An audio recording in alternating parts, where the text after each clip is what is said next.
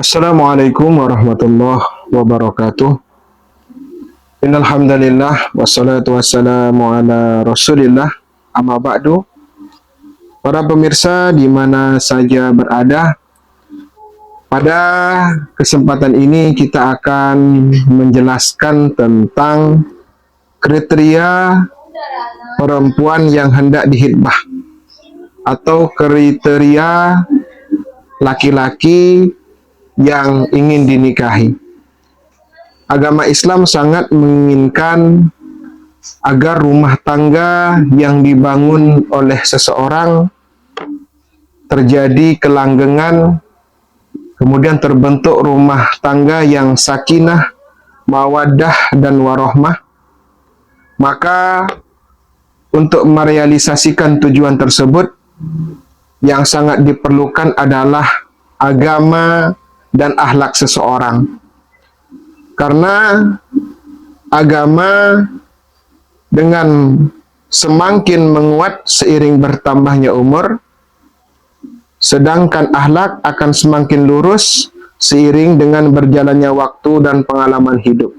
Semakin bertambahnya umur, maka agama seseorang semakin kuat, kemudian semakin bertambahnya perjalanan hidup dan pengalaman hidup, maka akhlak seseorang semakin baik.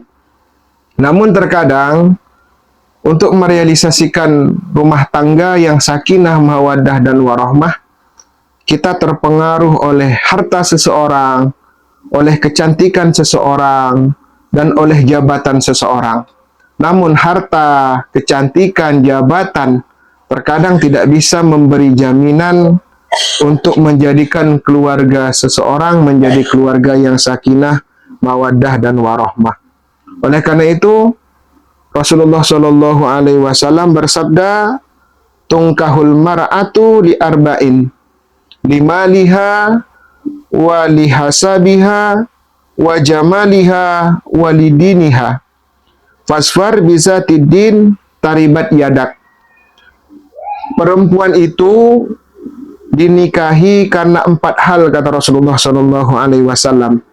Yang pertama karena hartanya, yang kedua karena keturunannya, yang ketiga karena kecantikannya, dan yang keempat karena agamanya. Akan tetapi lebih memilih perempuan yang memiliki agama.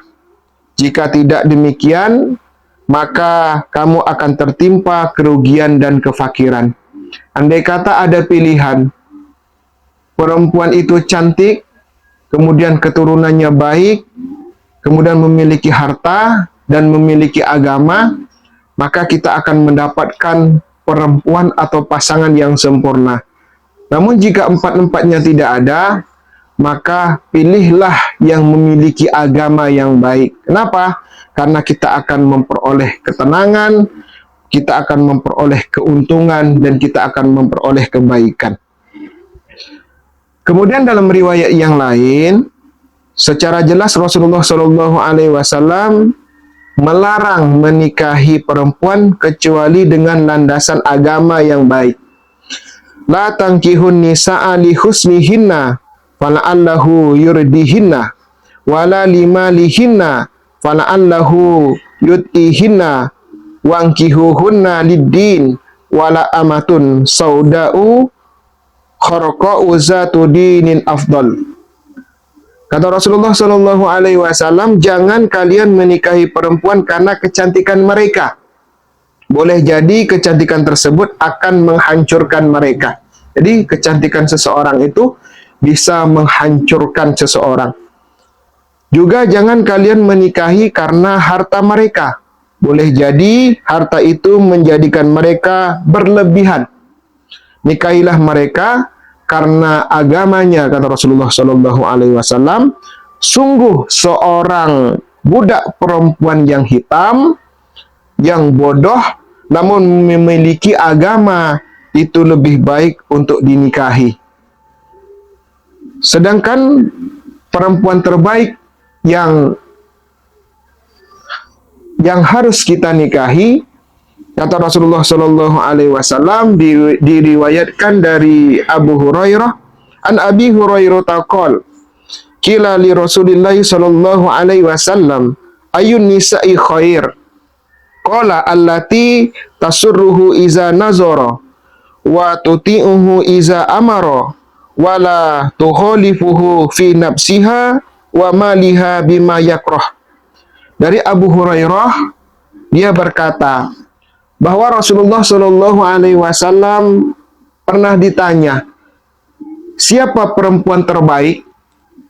Kemudian Rasulullah Shallallahu Alaihi Wasallam menjawab, perempuan yang dapat membuat bahagia suaminya jika suaminya melihatnya. Jadi perempuan yang terbaik itu ketika dilihat akan membuat suaminya semakin berbahagia. Kemudian yang kedua, menaatinya jika ia diperintahkan. Jadi perempuan yang baik itu ketika diperintahkan oleh suaminya, dia menaatinya dan tidak menyelisihinya dalam diri dan hartanya dengan sesuatu yang ia tidak sukai. Itulah kriteria perempuan yang baik berdasarkan hadis Rasulullah Shallallahu Alaihi Wasallam. Kemudian dalam riwayat yang lain, siapa perempuan yang memiliki kriteria terbaik? Yaitu mereka yang tinggal di lingkungan yang baik, kata Rasulullah Shallallahu Alaihi Wasallam. Ada sebuah riwayat, iyyakum wa hadra'id diman. Qalu wa ma hadra'ud diman ya Rasulullah? Qala al-mar'atul hasna'u fi mambatis su. Hindarilah oleh kalian, kata Rasulullah Shallallahu Alaihi Wasallam, hindari oleh kalian hadra'ud diman. Para sahabat bertanya, apa itu hadra'ud diman wahai Rasulullah Shallallahu Alaihi Wasallam? Rasulullah Shallallahu Alaihi Wasallam menjawab, seorang perempuan yang cantik yang berada di lingkungan yang jelek. Jadi perempuan yang cantik yang tinggal di lingkungan yang jelek, tinggal di lingkungan yang tidak baik, berdasarkan hadis ini harus dihindari. Para pemirsa di mana saja berada, kemudian ada riwayat yang lain bagaimana kriteria perempuan yang seharusnya dihitbah atau dilamar.